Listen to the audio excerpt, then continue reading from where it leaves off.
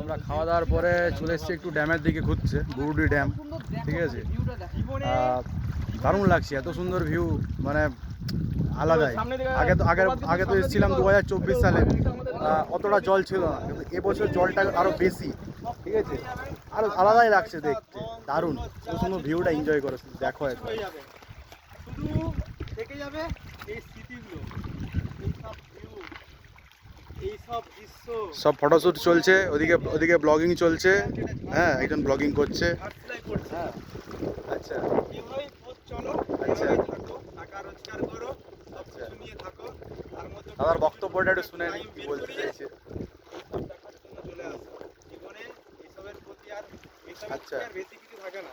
বাহ, এইসবই সবকিছু। দারুণ বার্তা দিচ্ছে, দারুণ বার্তা। উফ, তো তাই বলছি, রোজগার করো জোরদার, আর তোমরা ঘুরো, এনজয় করো, একদম লাইফটাকে এনজয় করো। একদম। এদিকে আমাদের দাদা না, ব্লগ বানাচ্ছে, রোজগার আবার বেশি করতে যেও না, তাহলে আর এই ঘোরার সময় দৃশ্যটা পাবে না। মাঝে সারা সাঝে জীবনটা ঘুরতে হবে। একদম একটা চাপ হয়ে যাবে। সময় চলে গেলে আর হবে না।